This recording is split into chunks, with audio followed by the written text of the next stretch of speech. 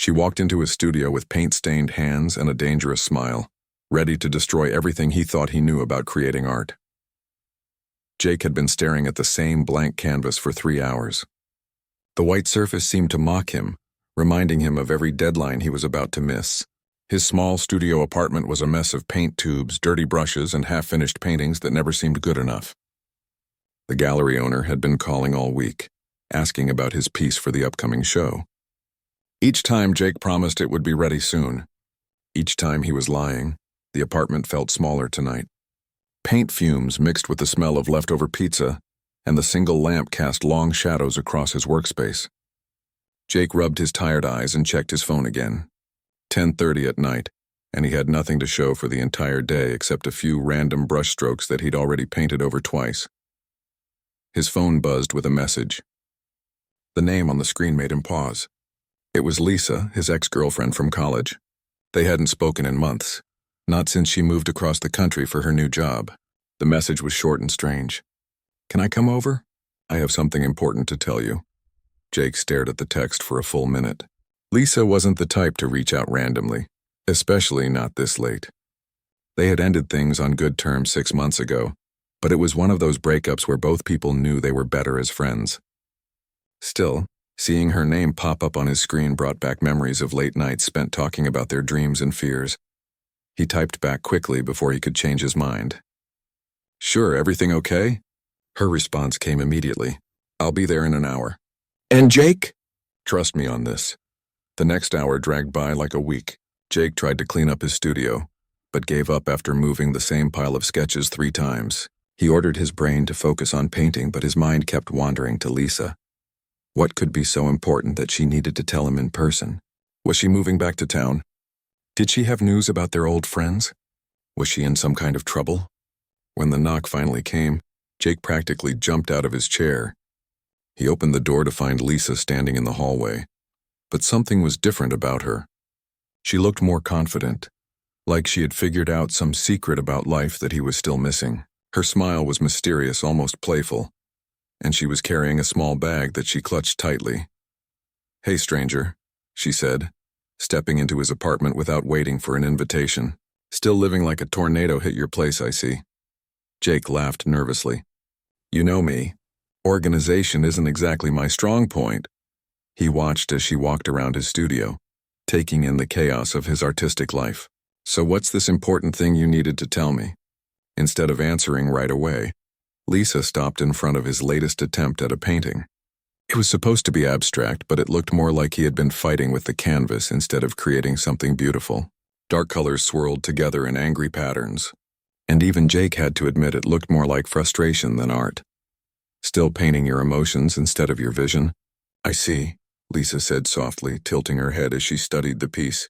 "Remember in college when your paintings used to make people stop walking and just stare? They had this energy, this life to them." Jake felt his cheeks get warm. Those were different times. "I was younger, more something. More honest," Lisa said, turning to face him directly. "You used to paint like you had nothing to lose. Now it looks like you're afraid the canvas might bite you back."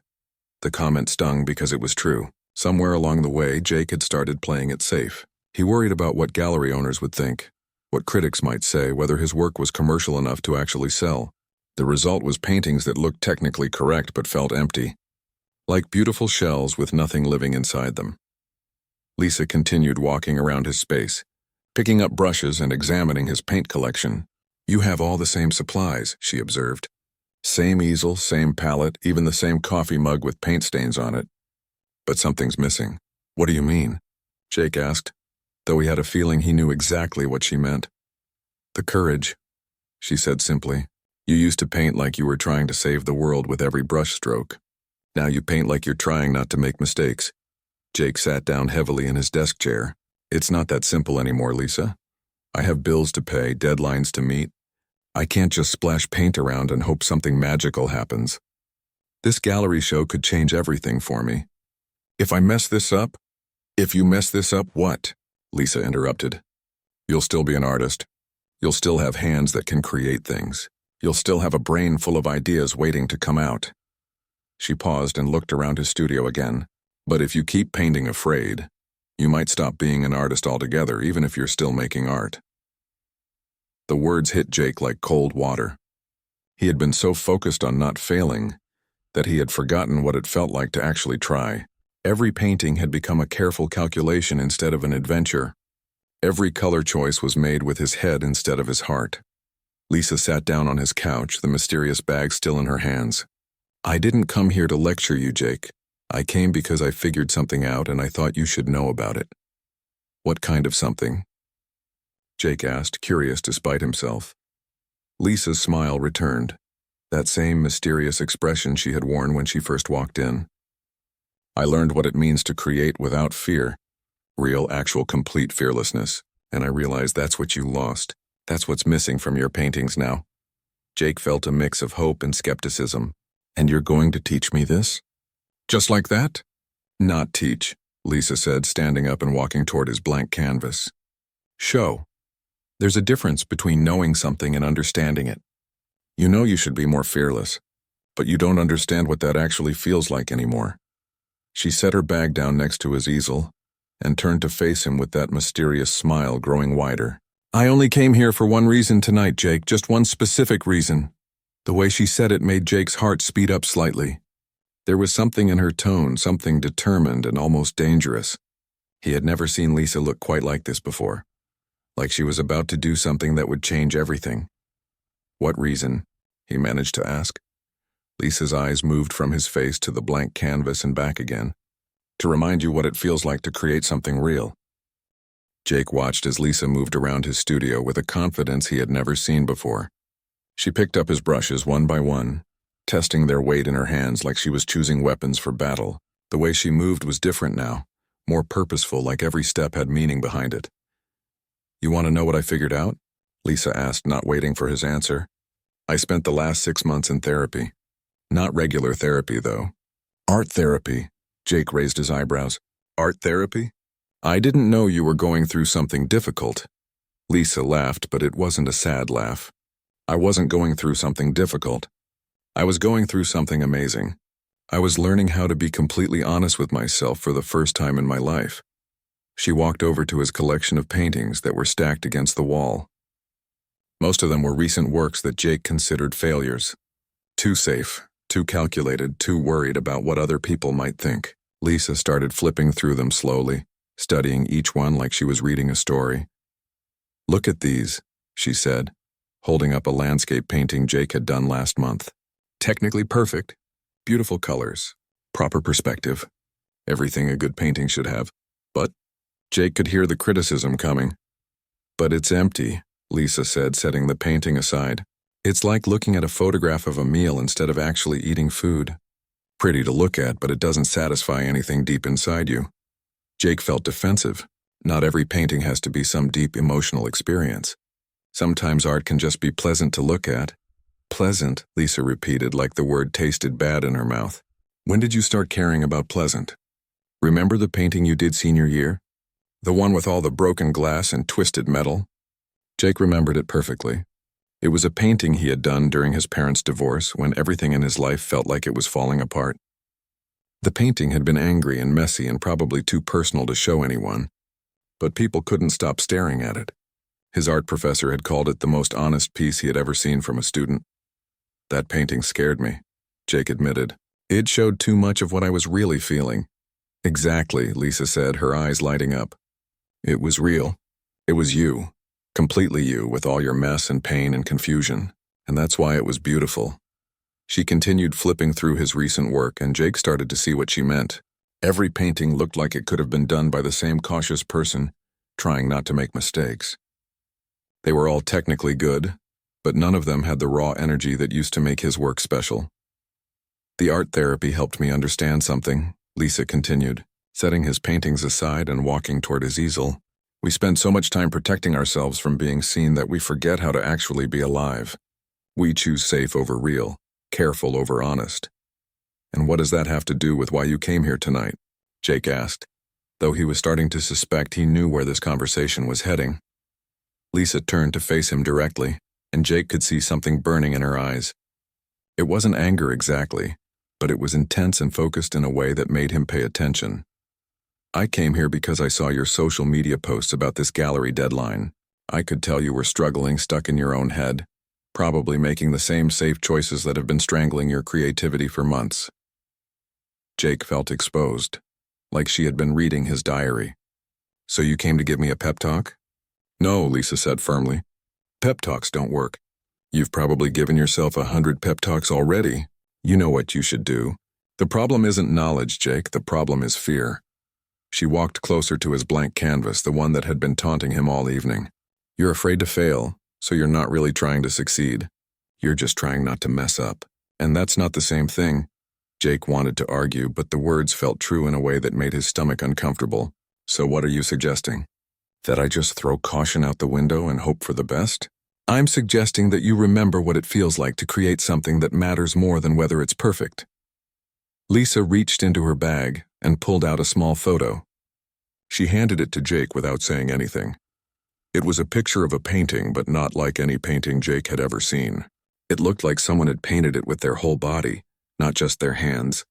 Colors swirled and crashed into each other in ways that shouldn't have worked but somehow created something beautiful and alive and completely wild. I painted this, Lisa said quietly. 3 weeks ago in my art therapy session, the therapist told us to paint our biggest fear without using any brushes. Jake stared at the photo. No brushes? How did you? Hands, arms, fingers, whatever worked. The point wasn't technique. The point was honesty.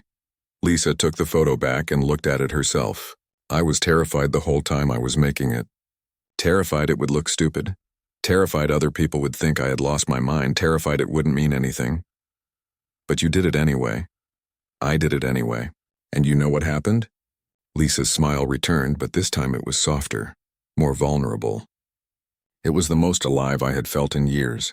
Not because the painting was good or bad, but because for once I wasn't trying to control everything. I was just letting myself be completely present with what I was creating. Jake looked at his blank canvas again, and for a moment he could almost imagine what it would feel like to approach it without fear. To make marks just because they felt right, not because they fit into some plan or matched some expectation. That's why you came here, he said, understanding finally dawning. Not to tell me what to do, but to show me what fearless actually looks like. Lisa nodded. I only came for one reason, Jake. To remind you that the best art doesn't come from trying to be perfect. It comes from being brave enough to be completely yourself, even when that feels dangerous. She moved toward his supply table and started gathering paint tubes, squeezing small amounts of different colors onto his palette. And I think the only way to remember that is to actually do it. Jake watched nervously as Lisa arranged colors on his palette, like she was preparing for something important. The paint looked different somehow, brighter and more alive than when he used it. Maybe it was the way she handled everything with such confidence, or maybe he was just seeing things differently because of their conversation. What exactly are you planning to do? Jake asked, though part of him was afraid to know the answer. Lisa didn't respond right away. Instead, she walked over to his largest blank canvas, the one he had been avoiding all week because it seemed too big, too intimidating, too full of possibilities for failure. She positioned it against the wall where the light from his desk lamp would hit it just right. I'm going to show you something, she said finally, rolling up the sleeves of her sweater. Something I learned about creating art that actually matters. Jake felt his heart rate pick up. There was something in Lisa's tone that suggested she was about to do something dramatic, something that would change the entire energy of the room. He had seen that look on her face before, back in college, right before she would do something completely unexpected that everyone would talk about for weeks. Lisa, what are you doing? He asked as she started removing her sweater completely. I only came for one reason, she repeated, pulling the sweater over her head and setting it aside. Underneath, she was wearing a simple white tank top. To show you what it looks like when someone creates without holding anything back. Jake felt his breath catch. For a moment, his mind jumped to conclusions about what was happening. But then he noticed something that made him pause. Lisa's expression wasn't romantic or seductive. It was focused, determined, almost businesslike. This wasn't about attraction or rekindling old feelings. This was about something else entirely. She kicked off her shoes and socks, then walked over to his supply table. Art therapy taught me that we hold back in ways we don't even realize. We worry about getting messy, about looking foolish, about what other people will think. But real art requires getting completely involved, not just mentally, but physically. Lisa began squeezing paint directly from the tubes onto a large paper plate, creating pools of blue and red and yellow that seemed to glow under the studio lights. You want to know why your recent paintings feel empty?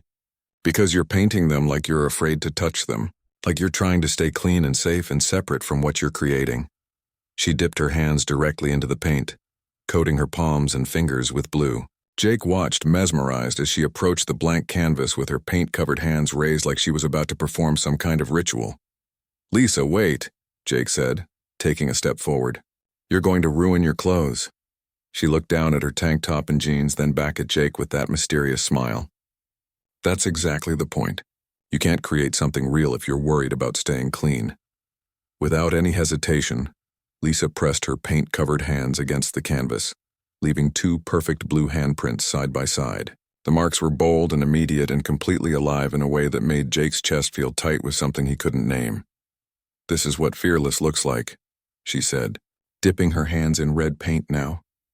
Not caring about the mess, not worrying about whether it's going to turn out pretty, just trusting that something meaningful will happen if you show up completely. She began moving her hands across the canvas in sweeping motions, creating curves and lines that seemed to come from someplace deeper than planning or technique. Paint was getting on her arms, her clothes, even in her hair, but she didn't seem to notice or care. Her whole body was involved in the process of creating, not just her hands. Jake stood frozen, watching this transformation happen right in front of him. This wasn't the careful, controlled Lisa he had known in college. This was someone who had learned how to let go completely, how to trust the process of creation without trying to manage every detail. "Your turn," she said, stepping back from the canvas and holding out the palette toward Jake. "My turn?" Jake's voice came out higher than he intended. "I can't just jump in like that. I need to plan what I'm going to paint, think about composition, maybe do some sketches first." Lisa laughed, but not in a mean way. "There it is. Right there. That's the fear talking. That voice that says you need permission to create, that you need to have everything figured out before you can begin." She walked closer to Jake, her paint-covered hands leaving colorful fingerprints on everything she touched. "What if I told you that the most beautiful art comes from not knowing what you're doing? What if the planning and sketching and careful thinking is exactly what's killing the life in your paintings?" Jake looked at the canvas where Lisa had been working. Already, even with just a few simple marks, there was something happening. The handprints and sweeping lines seemed to pulse with energy, like they were alive and breathing. It was messy and unplanned and completely different from anything he would have created, but it was undeniably powerful. "I don't know how to paint like that," Jake admitted. "I've been doing things the same way for so long, I'm not sure I remember how to just let go." "That's why I'm here," Lisa said softly. "To remind you that you already know how. You did it before, back when your art meant something. You just need to get out of your own way." She picked up a tube of yellow paint and squeezed it directly onto the canvas, creating a bright burst of color that somehow made everything else come alive. "Stop thinking about what this should look like. Stop worrying about whether it's good enough. Just put your hands in the paint and see what happens."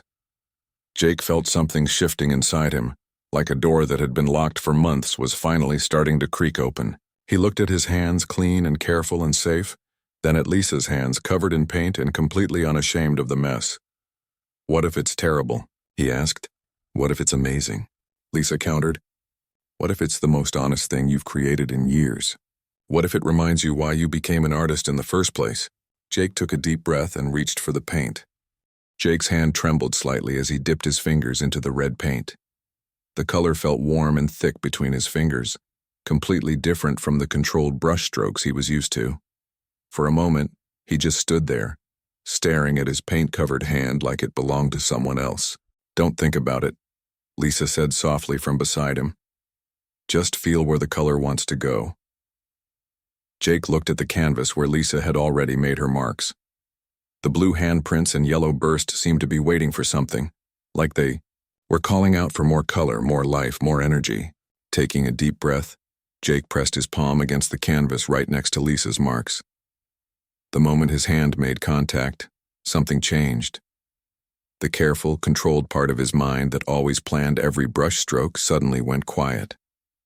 Instead of thinking about composition or technique, Jake found himself simply responding to what was already there. His hand moved across the canvas, leaving trails of red that seemed to dance with Lisa's blue and yellow. "That's it," Lisa whispered, and Jake could hear the excitement in her voice. "Look what's happening." Jake stepped back for a moment and was amazed at what he saw. The marks they had made together weren't random or chaotic like he had feared. Instead, they seemed to be having a conversation with each other. His red curves complemented Lisa's bold strokes, creating something that neither of them could have planned, but that felt absolutely right. "How is this working?" Jake asked, genuinely confused. "We're not following any rules, but it looks like we know exactly what we're doing." Lisa laughed, dipping both hands into purple paint. "That's the magic of letting go. When you stop trying to control everything, your instincts take over. And your artistic instincts are much smarter than your worried brain." She moved to a different part of the canvas, creating sweeping arcs that seemed to give the whole painting movement and flow. Jake watched for a moment, then found himself reaching for green paint without even thinking about it. His hands seemed to know exactly where the green needed to go, filling in spaces that created balance and harmony. Hours passed without either of them noticing. The small studio apartment faded away as they became completely absorbed in the process of creation. Jake had never experienced anything like it. Usually when he painted, part of his mind was always standing back, judging what he was doing, worrying about whether it was good enough. But tonight, that critical voice had gone completely silent. They worked without talking, but somehow they were communicating perfectly. When Lisa added a burst of orange in one corner, Jake instinctively responded with touches of blue that made the orange seem to glow. When Jake created bold, vertical lines, Lisa added horizontal curves that turned the harsh lines into something flowing and organic. Paint covered everything. Their hands, their arms, their clothes were all stained with rainbow colors. Lisa had streaks of paint in her hair, and Jake realized he probably looked just as messy. But for the first time in months, he didn't care about being neat and controlled. He was too caught up in the joy of creating something that felt truly alive. "Jake, look," Lisa said, stepping back from the canvas with paint-covered hands on her hips. Jake followed her gaze and felt his breath catch. The painting they had created together was unlike anything he had ever seen. It wasn't realistic or pretty in a traditional sense, but it pulsed with energy and emotion. Colors flowed into each other in ways that shouldn't have worked, but created something beautiful and wild and completely honest. "We made this," he said, hardly believing it himself. "We made this," Lisa agreed, and Jake could see tears in her eyes. "Without planning, without worrying, without trying to make it perfect. We just let ourselves create." Jake sank down onto his paint-splattered couch, suddenly exhausted, but also more alive than he had felt in years. "I had forgotten," he said quietly. "I had completely forgotten what it feels like to make art that comes from someplace real." Lisa sat down beside him, leaving colorful handprints on his old couch cushions. "You didn't forget. You just got scared and started hiding it. But it was always there, waiting for you to be brave enough to let it out again." They sat in comfortable silence for a while, both staring at their collaborative masterpiece. The painting seemed to shift and change in the lamplight, revealing new details and connections that Jake hadn't noticed while they were working. It was like looking at a living thing, something that had its own personality and presence. "This is what you came to show me," Jake said finally. "Not just how to paint differently, but how to trust myself again." Lisa nodded. "I spent 6 months learning that the most beautiful things happen when we stop trying to protect ourselves from making mistakes, when we stop holding back and just show up completely to whatever we're creating." Jake looked at his hands, still covered in multiple colors of paint. "I've been so afraid of failing that I stopped really trying. Every painting became about not messing up instead of about expressing something true." "And now?" Lisa asked. Jake stood up and walked closer to their painting. In the bottom right corner, he could see his handprint from the very beginning, when he had been terrified to even touch the canvas. Now, it was part of something magnificent and wild and completely unplanned. "Now I remember why I became an artist in the first place." He turned to look at Lisa, who was watching him with a satisfied smile. "Thank you," he said simply. "I know this wasn't easy for you. Coming here, Taking this risk, getting completely covered in paint just to help me remember something I should never have forgotten. Lisa shrugged, but Jake could see that his gratitude meant something to her. Sometimes we all need someone to remind us who we really are underneath all our fears and careful plans. The clock on Jake's wall read 3 in the morning, but neither of them seemed tired. They were both riding the high that comes after creating something unexpectedly beautiful, something that surprised even the people who made it. "What happens now?" Jake asked. Lisa looked at their painting, then back at Jake. "Now you remember this feeling every time you approach a blank canvas. You remember that the best art doesn't come from playing it safe. It comes from being willing to get messy and trust that something amazing might happen if you just let yourself be completely present." Jake woke up on his studio floor with paint still under his fingernails and the morning sun streaming through his windows. For a moment he was confused about why he wasn't in his bed, but then he saw Lisa sleeping on his couch, still covered in dried paint, and everything came flooding back. The painting they had created together stood against the wall like a colorful monument to the most honest artistic experience Jake had ever had. In the daylight, it looked even more amazing than it had the night before. The colors seemed to dance and flow into each other with a life of their own, creating something that was both chaotic and perfectly balanced at the same time. Lisa stirred on the couch and opened her eyes, blinking in the morning light. "Good morning, artist," she said with a sleepy smile, sitting up and stretching her paint-stained arms above her head. "Good morning," Jake replied, getting up from the floor and walking over to look at their painting again. "I keep thinking I dreamed this whole thing, but there's the proof right in front of me." Lisa joined him in front of the canvas, and they both stood there quietly for a few minutes, taking in what they had accomplished together. "You know what this means, don't you?" she said finally. "What?" "You have to submit this to the gallery show." Jake felt his old fears trying to creep back in. "I can't submit this. It's too weird, too messy. People won't understand it. The gallery owner is expecting something more traditional." Lisa turned to face him directly, and Jake could see the same determination in her eyes that had led to their breakthrough the night before. "Jake, listen to yourself. You're doing it again. You're letting fear make decisions for your art." Jake looked back at the painting and he had to admit that Lisa was right. The piece they had created was powerful and unique and completely honest. It told the story of two people letting go of their fears and trusting the creative process. It was exactly the kind of art that made people stop and really look, really feel something. "What if they reject it?" Jake asked. "What if they don't?" Lisa countered. "What if this is exactly what the art world has been waiting for? Something real. Something that comes from a place of authentic expression instead of careful calculation?" Over the next few hours, they cleaned up the studio together, but Jake insisted on keeping the painting exactly where it was. Every time he looked at it, he felt that same rush of creative energy that had carried them through the night. It reminded him that art was supposed to be an adventure, not a safe and predictable journey. 2 days later, Jake stood in the gallery owner's office with the painting propped against the wall. The gallery owner, a serious woman named Catherine, walked around the piece slowly, studying it from different angles. "This is completely different from your previous work," she said finally. Jake felt his heart sink, but then Catherine continued. "It's alive in a way that your other paintings weren't. There's an energy here and honesty that's immediately compelling." "So you'll include it in the show?" Jake asked, hardly daring to hope. Catherine smiled.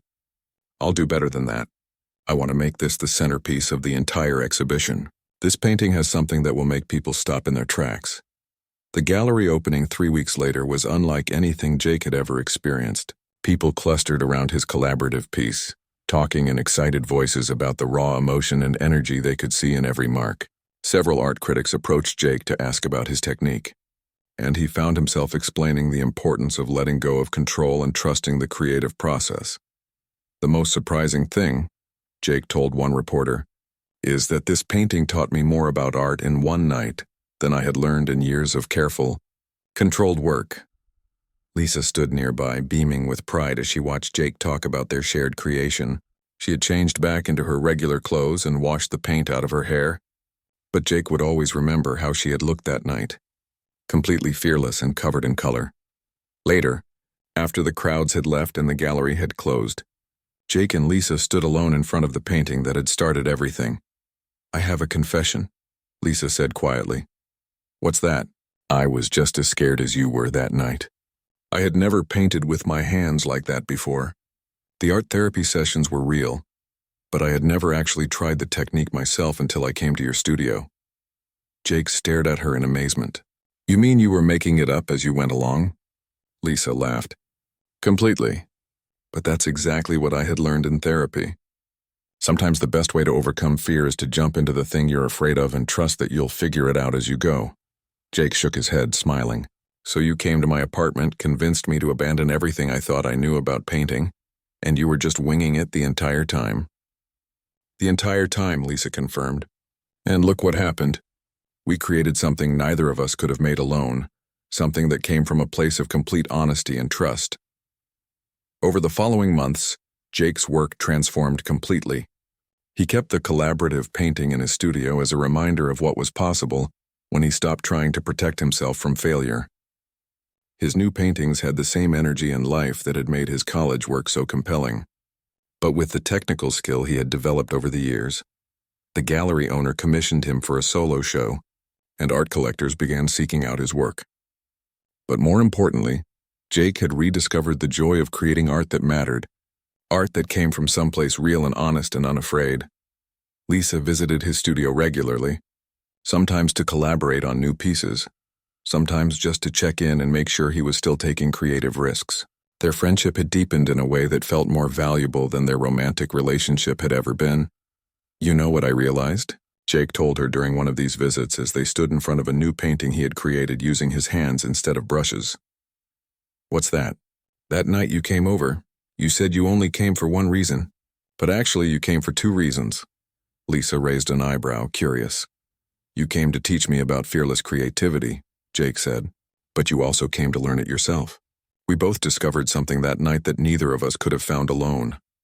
Lisa smiled, the same mysterious smile she had worn that first night, but now Jake understood what it meant. It wasn't mystery for its own sake. It was the smile of someone who had learned that the most beautiful things in life come from being brave enough to leap into the unknown and trust that something amazing might happen on the other side.